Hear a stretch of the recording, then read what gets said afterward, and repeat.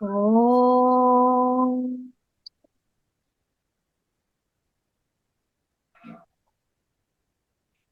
திருமூலரின் திருவடிகளை வணங்கி இந்த வகுப்பை தொடங்குவோம்.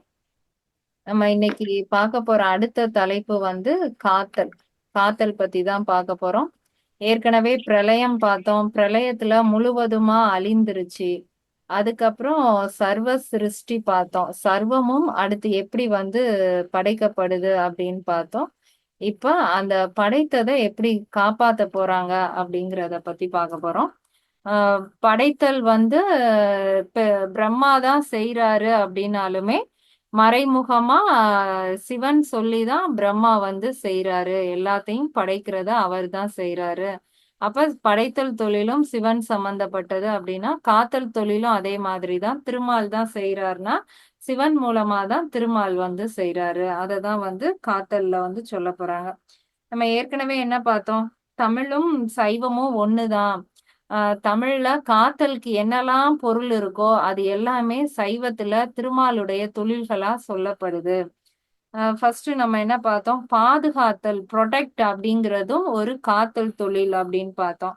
இப்ப பாதுகாக்கிறதுனா இந்த இந்த உயிர் ஒரு குறிப்பிட்ட காலம் வரைக்கும் இந்த உடலுக்குள்ள பாதுகாப்பா வைக்கப்பட்டிருக்கு. என்ன நம்ம செய்த வினைகளுக்கு ஏற்ற மாதிரி தான் பிரம்மா வந்து இந்த உடலை வந்து படைக்கிறாரு. அந்த உடலுக்குள்ள இந்த உயிரையும் புகுத்தி அதை தான் படைத்தல் தொழில அவர் முடிச்சிடுறாரு.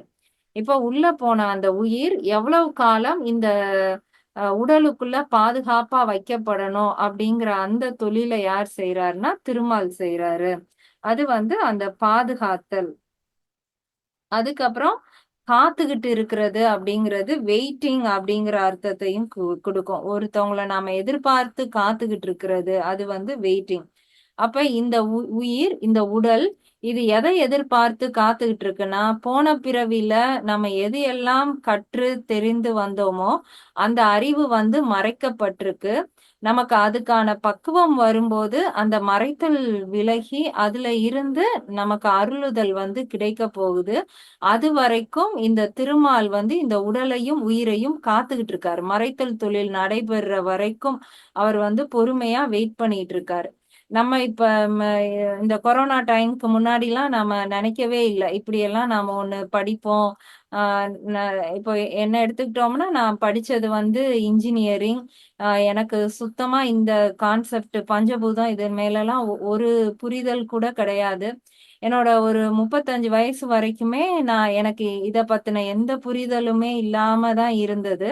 திடீர்னு ஏதோ ஒண்ணு நமக்கு ஒண்ணு உள்ள இருந்து ஏதோ ஒண்ணு உணர்த்த போய் நமக்கு திடீர்னு அதுக்கான ஒரு சோர்ஸ் கிடைக்குது. அத பத்தி படிக்கக்கூடிய வாய்ப்பு கிடைக்குது. நம்மளே கொஞ்சம் கொஞ்சமா புரிஞ்சுக்கிறோம். அப்ப என்ன அர்த்தம்னா அந்த 35 வயசு வரைக்கும் இந்த அறிவு எனக்குள்ள தான் இருந்திருக்கு. ஆனா மறைக்கப்பட்டு இருந்தது.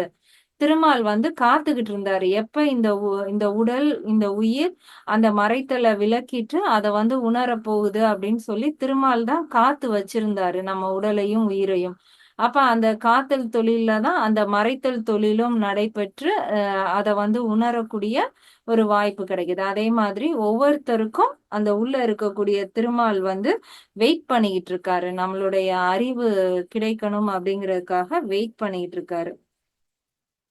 அதுக்கப்புறம் அஹ் காத்தலுக்கு இன்னொரு பெயர் வந்து கார்டிங். அந்த நாய் வந்து வீட வந்து காவல் காக்கும் காத்துக்கிட்டு இருக்கு அப்படின்னா எந்த ஆபத்தும் வராதபடிக்கு அந்த நாய் வந்து காத்துக்கிட்டு இருக்கு அப்படின்னு சொல்றோம். அதுவும் திருமால் செய்யக்கூடிய ஒரு தொழில் தான். நம்மளுடைய வினைகள் முடியிற வரைக்கும் இந்த உடல் இந்த உயிரை விட்டு போகாதபடிக்கு நம்ம அந்த வினைகள் எல்லாம் செய்து முடிக்கிற வரைக்கும் உள்ள இருந்து திருமால் நம்மளுடைய உடலும் உயிரையும் காத்துக்கிட்டு இருக்காரு. அப்புறம் துணையாக இருக்கிறதும் காத்தல் தான். எனக்கு தெய்வம் துணைனா தெய்வம் எனக்கு துணையாக இருந்து காத்தல் தொழில தான் செய்கிறார். அப்ப நமக்கு ஒவ்வொரு நாம செய்யக்கூடிய ஒவ்வொரு அசைவுகள்லையும் திருமால் வந்து துணையாக இருந்து அதை வந்து காத்துக்கிட்டு இருக்காரு. இந்த இது பொதுவா நாம காத்தல் அப்படிங்கிறதுக்கு தமிழ்ல வந்து எத்தனை அர்த்தங்கள் இருக்கோ அது எல்லாமே மறைமுகமா திருமால் செய்யக்கூடிய தொழில்கள் தான். அது எங்க செய்யறாருன்னா நம்ம உடலுக்குள்ள இருந்து செய்யறாரு. இந்த உடலையும் உயிரையும் காத்து நமக்கு அடுத்த நிலை மறைத்தல் தொழிலும் அருளுதல் தொழிலும் நடைபெற வரைக்கும் காத்துக்கிட்டு இருக்காரு. நம்மளுடைய வினைகள் முடியிற வரைக்கும் அவர் காத்துக்கிட்டு இருக்காரு. சோ இதத்தான் வந்து 10 பாடல்கள்ல சொல்லியிருக்காரு. நம்ம 5 பாடல்கள் மட்டும் இன்னைக்கு பார்க்கலாம். 411வது பாடல். புகுந்து நின்றான் வெளியாய் இருள் ஆகி, புகுந்து நின்றான் புகழ்வாய் இகழ்வு ஆகி, புகுந்து நின்றான் உடலாய் உயிராகி, புகுந்து நின்றான் புந்தி மன்னி நின்றானே. இப்ப திருமால் தான் வந்து காத்தல் தொழில செய்யறாரு அப்படின்னா அவர் எதெல்லாம் வந்து காத்துக்கிட்டு இருக்காரு அப்படின்னா, இந்த உலகத்துல இருக்கக்கூடிய எல்லா பொருள்களுமே ஒரு நாள் படைக்கப்பட்டது, ஒரு நாள் கட்டாயம் அழிந்து போக போகுது. அந்த படைத்தலுக்கும் அழிதலுக்கும் நடுவுல உள்ள காலம்தான் வந்து காத்தல். அது வந்து ஒவ்வொரு பொருளுக்கும் ஒவ்வொரு உயிருக்கும் அந்த காத்தல் நாட்கள் வந்து மாறுபடும். இப்போ ஒரு சின்ன ஈ, எறும்பு இதெல்லாம் எடுத்துக்கிட்டோம்னா அதை காக்க வேண்டிய அந்த காலம் வந்து கொஞ்ச காலம்தான். ஆமா முதல்ல எல்லாம் எடுத்தா அது 200 வருஷம் வாழுதுன்னு சொல்றோம். அப்ப அந்த 200 வருஷம் வந்து அதனுடைய உடல் அமைப்புக்கு காத்தல் தொழில் வந்து நடைபெறுது. இப்போ உயிரற்ற பொருள்னு எடுத்துக்கிட்டாலும் அதுக்கும் ஒரு குறிப்பிட்ட காலம்தான். அது வரைக்கும் திருமால் வந்து காத்தல் தொழில செய்யறாரு. அப்ப இந்த பிரபஞ்சத்துல இருக்கிற எப்படி அனைத்துலயும் சிவன் இருக்காருன்னு பார்த்தோமோ அதே மாதிரிதான் அனைத்துலயும் திருமால் இருந்து காத்தல் தொழில செய்யறாரு. சிவன் வேற திருமால் வேற கிடையாது. சிவன் தான் திருமாலுக்குள்ள இருந்து காத்தல் தொழிலையும் செய்கிறார். அப்ப அவர் எல்லா இடத்துலயும் இருக்காரு. அததான் முதல் பாடல்ல சொல்லியிருக்காரு. புகுந்து நின்றான். புகுந்து நின்றான்னா ஒரு இதோட நம்ம பக்கத்துல இருக்கிறதோ இல்ல அத பிடிச்சுக்கிட்டு இருக்கிறதோ கிடையாது. புகுந்து நின்றார்னா ஒன்னோட ஒண்ணு கலந்து அதுக்கு நடுவுல போய் அத அனைத்தையும் அதோட சேர்த்துக்கிற மாதிரி புகுந்து நின்றான். வெளி அப்படிங்கிறது இந்த அண்டம், வெளியில இருக்கக்கூடிய அந்த ஆகாயத்துல காத்தல் தொழில் செய்யக்கூடிய திருமால் வந்து புகுந்து நிற்கிறான். இருளாகி அந்த வெளி எப்படி இருக்கு, ரொம்ப இருட்டோட இருக்கு. அந்த கருமையான இருட்டிலையும் இவர்தான் வந்து புகுந்து நிற்கிறார். புகுந்து நின்றான் புகழ்வாய். ஞானிகளால புகழப்படக்கூடிய ஒரு இறைவனா ஒரு சக்தியாகவும் திருமால் தான் வந்து புகழக்கூடியவனாய் இருக்கிறான். அவனேதான் இகழ்வு ஆகி அஞ்ஞானிகளால இகழக்கூடியவனாகவும் திருமால் தான் இருக்கிறார். அப்ப நமக்கு இறை ஞானம் இருந்தாலும் அந்த இடத்துல காதல் தொழிலை செய்யக்கூடிய திருமால் இருக்கிறார். நமக்கு அந்த ஞானமே இல்லை அப்படின்னாலும் நம்ம இகழக்கூடியவங்களுடைய இடத்திலையும் அந்த இகழ்வுகளை வாங்கக்கூடியவராகவும் திருமால் வந்து புகுந்து நிற்கிறார். புகுந்து நின்றான் உடலாய் உயிராகி. நம்மளுடைய உடலுக்குள்ளேயும் உயிருக்குள்ளேயும் அவன்தான் வந்து புகுந்து நிற்கிறான். புகுந்து நின்றான் புந்தி மன்னி நின்றானே.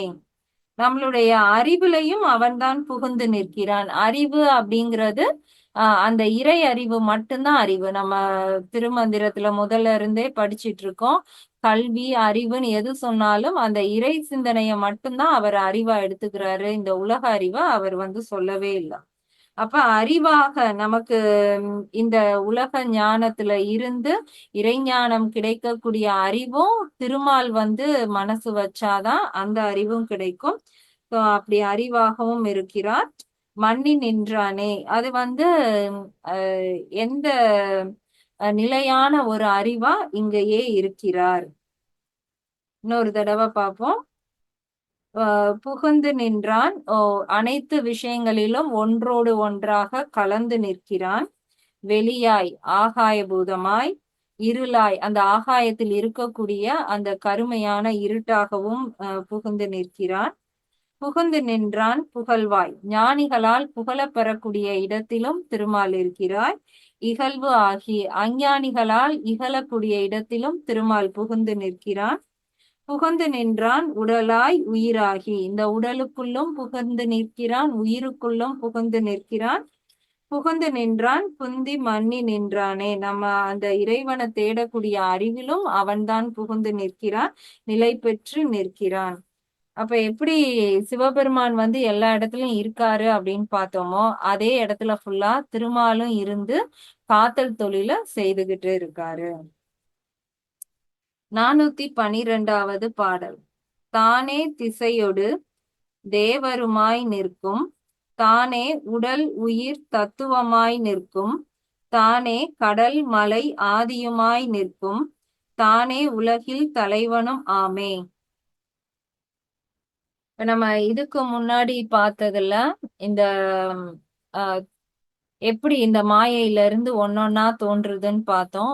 ஒரு சுத்த மாயை, அதுல வந்து சிவனும் சக்தியும் மட்டும் இணைந்து 5 சக்திகளா நாதம், விந்து, சுத்த வித்தை, சாதாக்கியம், ஈசத்துவம்னு 5 இது சுத்த மாயையில வந்து இருக்குது. அதுக்கப்புறம் அசுத்த மாயை தோற்றுவிக்கப்படுது. அதுல வந்து இந்த பிரம்மா, திருமால், இந்த படைத்தொழில், காத்தல், இந்த 5 தொழிலையும் செய்யக்கூடியவங்க இருக்காங்க. அதுக்கப்புறம் பிரகிருதி மாயை அப்படின்னு இன்னமும் மலங்கள் சேரப்பட்டு அந்த பிரகிருதி மாயை வந்து கிடைக்குது அப்படின்னு பார்த்தோம். இந்த பிரகிருதி மாயை அப்படிங்கிறது தான் இந்த உலகம். அதனாலதான் இந்த உலகத்தை வந்து திருமால் வாய்க்குள்ள அந்த கிருஷ்ணருடைய கதைகள்ல வரும். அவர் வாயை திறந்தா உலகமே அதுக்குள்ள இருக்குன்னு. இப்ப இந்த பிரகிருதி மாயையில இருக்கிறது தான் வந்து திருமால். அவர் தான் வந்து அந்த உலகத்தை வந்து காத்துக்கிட்டு இருக்காரு. ஒரு வாய்க்குள்ள அந்த உலகத்தையே வச்சு அவர் எப்படி காத்துக்கிட்டு இருக்காரு. அந்த உலகத்தை தாண்டி இன்னும் பல விஷயங்கள் இருக்கு. அது சுத்தமாய உலகங்கள். அதுவெல்லாம் அதுக்கு மேல இருக்கக்கூடிய சக்திகள் பாத்துக்குது. இந்த பிரகிருதி மாயையில இருந்து பெறக்கூடிய இந்த உலகம்தான் இந்த உடல். அந்த உடலை காக்கக்கூடிய அந்த தொழிலை செய்யறவர் வந்து திருமால். அதுக்காக தான் அதை வந்து சிம்பாலிக்கா காட்டுறாங்க. அப்ப இந்த பிரகிருதி மாயை முழுவதும் திருமாலுக்குரியது. அததான் இந்த பாடல்ல வந்து சொல்லியிருக்காங்க.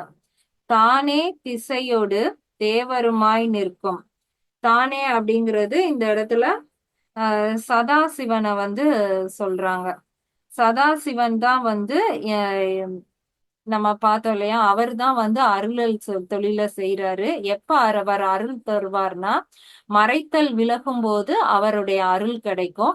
எப்ப இந்த மறைத்தல் தொழில் விலகும் அப்படின்னா, இந்த காத்தல் தொழில் எவ்வளவு காலம் காக்க முடியுமோ காத்ததுக்கு அப்புறம் அந்த அறிவு வரும்போது அந்த மறைத்தல் நீங்கி நமக்கு அருளல் கிடைக்கும். அப்ப ஒரு இடத்துல திருமால் இருக்காருன்னா மறைமுகமா அந்த இடத்துல சதாசிவனும் இருந்து அருள் கொடுத்துக்கிட்டு இருக்காரு. இப்ப சதாசிவன் திசையோடு 8 திசைகளோடும் அப்ப எல்லா திசை அப்படின்னு சொல்றாங்க. எல்லா திசையிலையும் தானே சதாசிவனே தேவருமாய் நிற்கும். தேவர்களாக உணரக்கூடியவனாக சதாசிவன் 8 திசையிலும் பரவி இருக்கிறார். தானே உடல் உயிர் தத்துவமாய் நிற்கும். இந்த உடல் தான் வந்து அந்த பிரகிருதி மாயையில இருந்து பெறப்பட்டது. அதுல இருக்கக்கூடிய உயிர் தத்துவங்கள்ங்கிறது இந்த நம்ம இதுக்கு முன்னாடி பார்த்தோம். சூக்குமமாய் பல விஷயங்கள் வந்து இந்த உடலுக்கு கொடுக்கப்படுறதான் சர்வ சிருஷ்டியில நம்ம வந்து பார்த்தோம். இந்த இந்த உடலுக்கு ஃபர்ஸ்ட் வந்து மனம், புத்தி, சித்தம், அகங்காரம் அப்படின்னு 4 விஷயங்கள். இது எல்லாமே சூக்கும உடலா கொடுக்கப்படுதுன்னு பார்த்தோம். இது 4. இந்த தத்துவங்கள் 24 தத்துவங்கள் தான் பிரகிருதி மாயைக்குரிய தத்துவங்கள். அதுல முதல் 4 தத்துவங்கள் மனம், புத்தி, சித்தம், அகங்காரம். அதுக்கப்புறம் பஞ்சபூதங்கள்.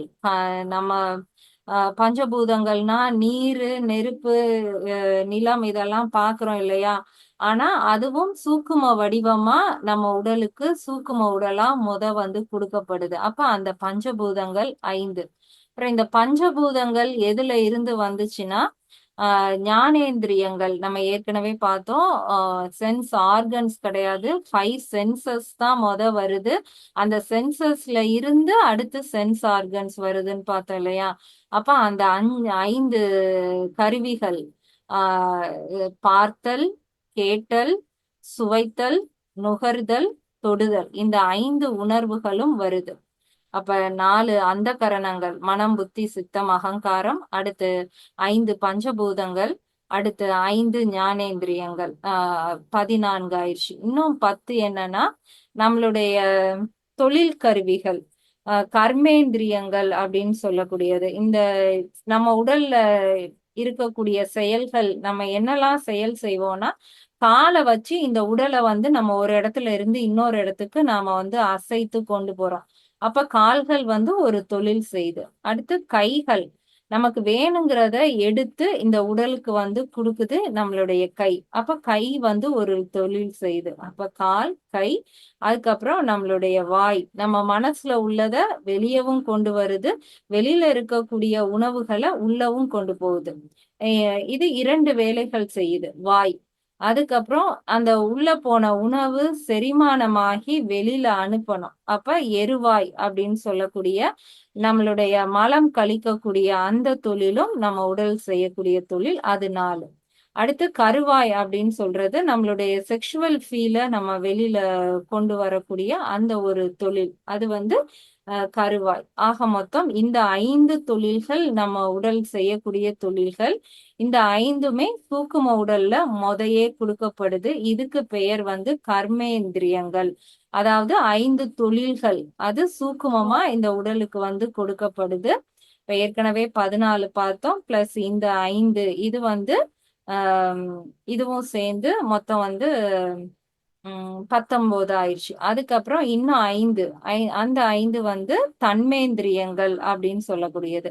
இந்த இந்த கைகளால நமக்கு கிடைக்கக்கூடிய, இந்த தொழில்னால நமக்கு கிடைக்கக்கூடிய அந்த உணர்வு, கால்களால நம்ம ஒரு காலை அசைக்கும் போது நமக்கு கிடைக்கக்கூடிய அந்த உணர்வு, நம்ம பேசும்போது இந்த 5 உணர்வுகள், இது வந்து ஒரு 5ம் சேர்ந்து நமக்கு மொத்தம் வந்து 24 தத்துவங்களா சொல்லப்படுது. இது எல்லாமே திருமாலுக்குரிய தத்துவங்கள். சோ இதுதான் வந்து தானே உடல் உயிர் தத்துவமாய் நிற்கும். இந்த இந்த உடலாகவும் இருக்கிறார், அந்த உடலுக்குள்ள உயிராகவும் இருக்கிறார். அந்த சூக்கும உடல்ல இருக்கக்கூடிய இந்த 24 தத்துவங்களாகவும் இறைவன் வந்து இருக்கிறார்.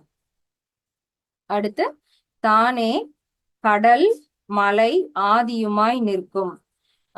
இது போக நம்ம பார்க்கக்கூடிய கடல் எது அப்படின்னா கடல்ல இருக்கிறதும் இறைவன் தான். அதுக்கப்புறம் மலை, பெரிய மலை இருக்குன்னா அதுக்குள்ளயும் திருமால் இருந்து காத்துக்கிட்டு இருக்காரு அப்படின்னா மகேஸ்வரன் இருந்து மறைத்தல் தொழிலையும் செய்யறாரு, சதாசிவன் இருந்து அருளுதல் தொழிலையும் செய்கிறார். அப்போ ஒரு கடல் மலைனாலும் அதுக்குள்ளதான் இருக்காரு. ஆதியுமாய் நிற்கும், அது தோன்றுவதற்கு எது ஆதியுமாய் இருக்குன்னா அதுதான் வந்து சதாசிவன். அவர்தான் அதுக்கு ஆதியுமாகவும் இருக்கிறார். தானே உலகில் தலைவனும் ஆமே, அவர்தான் வந்து இந்த உலகத்திற்கு தலைவன். ஏன்னா இந்த பிரகிருதி மாயை அப்படிங்கிறது திருமாலுடைய காத்தல் தொழிலுக்கு உரிய இது. இதுல இவர் தான் வந்து ஆதி, இவர் தான் முதற் பொருளாவும் இருக்காரு, இவர் தான் அதுக்கு தலைவனாகவும் இருக்காரு. கடல் மலை எல்லாத்துலயும் அவர் தான் இருக்காரு, இந்த உடல்லையும் அவர் தான் இருக்காரு, உயிர்லையும் அவர் தான் இருக்காரு, அந்த சூக்குமமான அந்த 24 தத்துவங்கள்லையும் அவர் தான் இருக்காரு.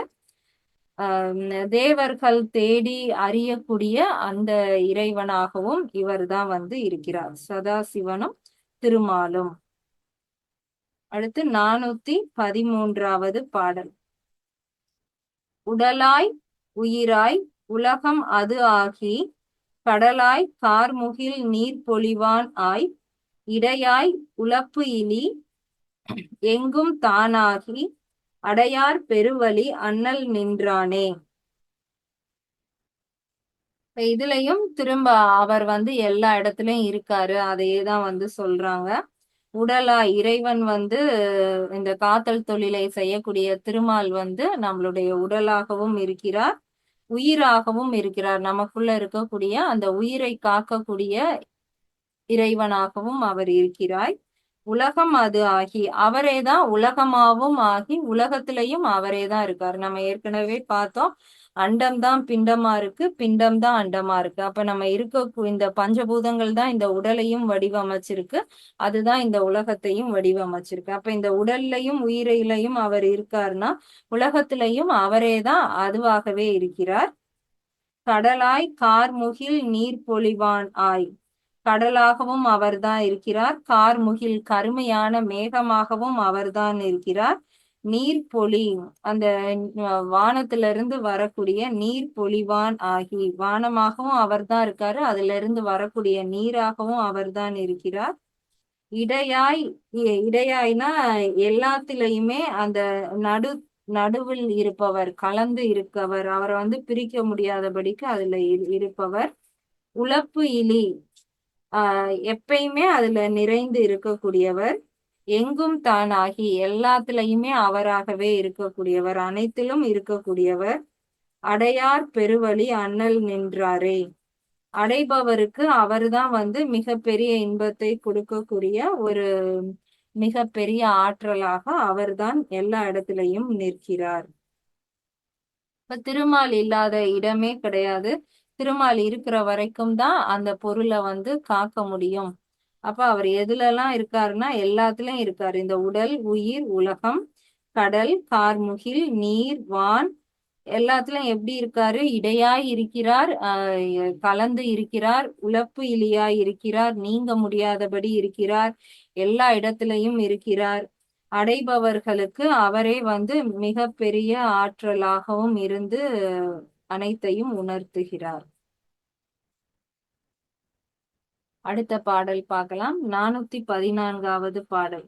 தேடும் திசை எட்டும் சீவன் உடல் உயிர் கூடும் மரபிறர் குணம் செய்த மானந்தி ஊடும் அவர்தம் உள்ளத்துளே நின்று நாடும் வழக்கமும் நான் அறிந்தேனே. இப்ப இது ஏற்கனவே 406வது பாடல்ல அதே பாடல்ல தான் திரும்ப கொடுத்திருக்காங்க. 406வது பாடல்ல நம்ம இத பிரம்மாக்காக பார்த்தோம். பிரம்மா தான் சர்வ சிருஷ்டியில அனைத்தையும் படைக்கிறாரு. அவரு தான் இறைவன் ஆணைப்படி இருந்து எல்லாத்தையும் சேர்க்கிறாருன்னு பார்த்தோம். இப்ப அதே பாடலை எதுக்கு இங்க திரும்ப கொடுத்திருக்காருன்னா, அதுல அவரு உடலை படைத்து இந்த உயிரையும் உடலையும் சேர்க்கக்கூடிய படைத்தல் தொழிலை செய்கிறார் அப்படின்னு பார்த்தோம். இப்ப திரும்பியும் அதே பாடலையே சொல்லி அந்த இடத்துல திருமால் இருந்து இந்த உயிரும் உடலும் விலகி விடாதபடி காத்தல் தொழிலை திருமால் செய்கிறார் அப்படின்னு அதே பாட்டை வச்சு திரும்ப திருமாலுக்காக உணர்த்துகிறார். தேடும் திசை எட்டும், நம்ம ஒவ்வொருவரும் சிவபெருமான் எங்க இருக்காரு அப்படின்னு 8 திசையிலும் தேடிக்கிட்டு இருக்கோம். சீவன் உடல் உயிர், ஆனா அவர் வெளியிலலாம் நம்ம தேடி கஷ்டப்பட வேண்டியதே இல்லை. அவர் நம்ம உடலுக்குள்ள சீவனா இந்த உயிர்ல கலந்து இருக்கிறார். கூடும் பிறவி குணம் செய்த மானந்தி, அந்த சிவபெருமான் தான் இந்த நமக்கு நம்மளுடைய இந்த பிறவி நம்மளுடைய வினைகளுக்கு ஏற்ற மாதிரி உடலை அவர் தான் வடிவமைத்து அதுக்கு இந்த பிறவிக்கு ஏற்றார் போல அவர் அந்த படைத்தல் தொழிலை செய்கிறார். ஊடும் அவர் தமது உள்ளத்துளே நின்று, அப்பேர் அந்த மாதிரி படைத்துட்டு அந்த ஒவ்வொருவருடைய உள்ளத்திலும் அவரே நின்று நாடும் வழக்கமும் நான் அறிந்தேனே. திருமூலர் உணர்ந்திருக்காரு. ஒவ்வொரு உடலையும் படைத்துட்டு பிரம்மா மூலமா அவங்க வினைகளுக்கு ஏற்றபடி படைத்துட்டு அந்த ஒவ்வொரு உடலுக்குள்ளையும் அவரே உள்ளத்துல சிவபெருமானே உள்ளத்துக்குள்ள நின்று அந்த படைத்தலை சரியாக பார்த்துக்கிட்டு இருக்காரு அப்படின்னு திருமூலர் சொல்லியிருக்காரு. அதேதான் இப்ப என்ன சொல்றாருன்னா, பிரம்மா எப்படி இந்த உடலை படைத்து அதுல உயிரை சேர்க்கிறத சிவபெருமான் உள்ளத்திலே இருந்து பாக்குறாரோ, அதே மாதிரி அந்த உடலும் உயிரும் பிரிந்திடாதபடி காத்தல் தொழில் செய்யக்கூடிய திருமாலையும் அவர் அந்த உள்ளத்துக்குள்ளேயே நின்று திருமாலையும் பார்த்துக்கிட்டு இருக்காரு. ரெண்டுமே ஒரே கருத்தை தான் சொல்றாரு. ஆனா 406ல பார்க்கும்போது அது பிரம்மாவை சொல்றாரு. இப்ப அதே பாடல் தான் திருமாலை சொல்லியிருக்காரு. 415வது பாடல். தான் ஒரு காலம் தனிச்சுடராய் நிற்கும், தான் ஒரு கால் சண்ட மாருதமாய் நிற்கும், தான் ஒரு காலம் தன் மலையாய் நிற்கும், தான் ஒரு காலம் தன் மாயனும் ஆமே. இப்ப இந்த சிவனுக்கும் சதாசிவத்துக்கும் என்ன வித்தியாசம்னா, சிவன் அந்த சுத்த மாயையிலே நின்னுட்டார். அதுக்கப்புறம் அசுத்த மாயை வரும்போது அதுல அந்த சாதாக்கியம் அப்படிங்கிற தத்துவத்துல இருந்துதான் அசுத்த மாயை வந்திருக்கு. அடுத்து அந்த அசுத்த மாயையில இருந்து இன்னும் பல மாயைகள் சேர்ந்துதான் பிரகிருதி மாயை வந்திருக்கு. அப்ப அந்த பிரகிருதி மாயையில தலைவனா இருக்கக்கூடியவர் சதாசிவன். அதுல இருந்து வந்தவர் தான் சதாசிவன். ஆனா இந்த பிரகிருதி மாயைக்கு சதாசிவன் தான் தலைவன். அப்ப நம்மளுடைய உடல் தான் பிரகிருதி மாயை, உலகம் தான் பிரகிருதி மாயினா இந்த இடத்துல சதாசிவன் தான் அதற்கு தலைவன். அப்ப சதாசிவன் எப்படி இருக்காரு அப்படிங்கிறத இந்த பாடல்ல சொல்லியிருக்காரு. தான் ஒரு காலம் தனிச்சுடராய். தான் அப்படிங்கிறது சதாசிவனை சொல்றாங்க. சதாசிவன் ஒரு காலம், ஒரு காலத்துல தனிச்சுடராய், அவர் ஒரு தனி சுடர், ஒரு சூரியன் மாதிரி ஒரு தனித்த ஒரு சுடர், ஒரு சுடரா மாறிடுறாரு. சுடராய் நிற்கும், அப்படியே நிற்பாரு. ஒரு ஒரு காலத்துல இந்த உலகத்தை அழிச்சிடலாம் அப்படின்னு அவருக்கு சிவபெருமானுடைய ஆணைப்படி தோணிருச்சு அப்படின்னா சதாசிவனே ஒரு மிக பெரிய தனி சுடரா மாறி அதிகமான வெப்பத்தை பூமிக்கு கொடுக்கும்போது அதனுடைய காரணமாகவும் அந்த உலகம் அழிதல் தொழிலுக்கு போயிடும். அப்படியும் அவரால் நிற்க முடியும். தான் ஒரு கால் சண்ட மாருதமாய் நிற்கும். சண்ட மாருதம் அப்படிங்கிறது இந்த இடத்துல காற்றை குறிக்கிறாங்க. ஒரு காற்ற போல சதாசிவன் நினைச்சா சூரியன் ஒரு நெருப்பு பூதமா அழித்தல் தொழில அவரால் செய்ய முடியும்னாரு. இரண்டாவது இதுல சண்ட மாருதமாய் நிற்கும்னா ஒரு சூறாவளி காற்று போல. இப்ப இந்த சுனாமிலாம் அந்த காற்று தான் அவ்வளவு பெரிய அலைய கொண்டு ஃபுல்லா அழிச்சிச்சு இல்லையா? அந்த மாதிரி ஒரு பெரிய புயல் காற்றை கூட உருவாக்கி அழிக்கக்கூடிய அந்த இதுவும் சதாசிவனுக்கு உண்டு.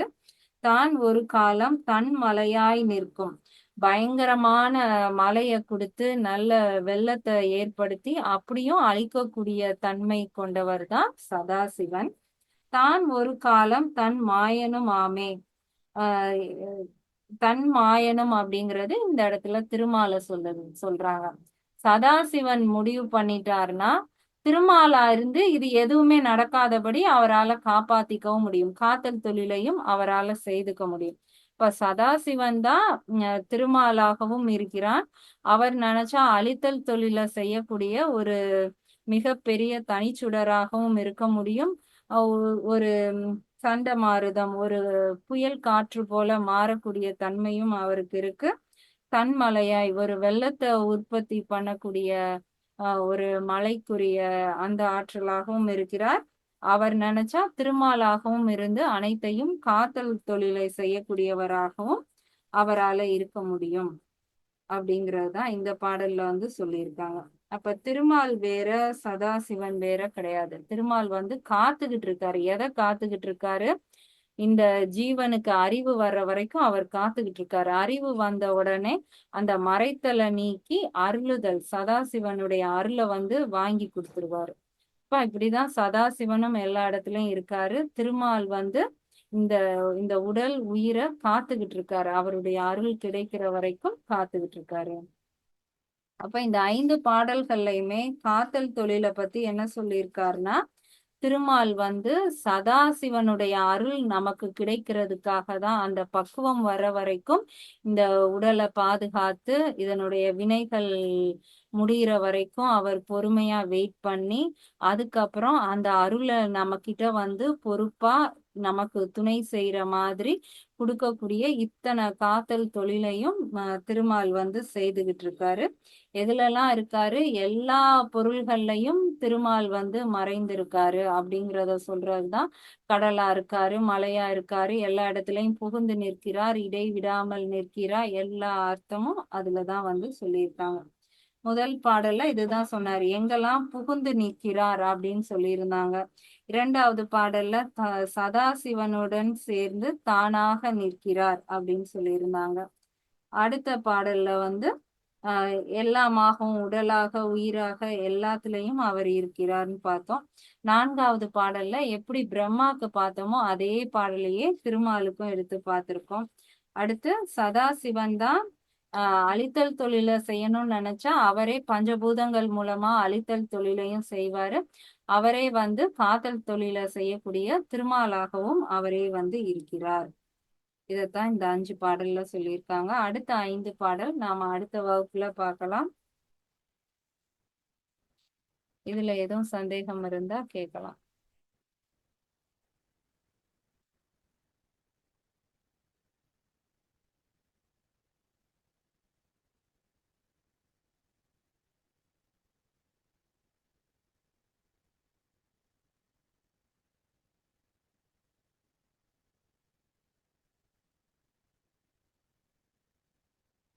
டவுட் இல்லைன்னா நம்ம ரெக்கார்டிங்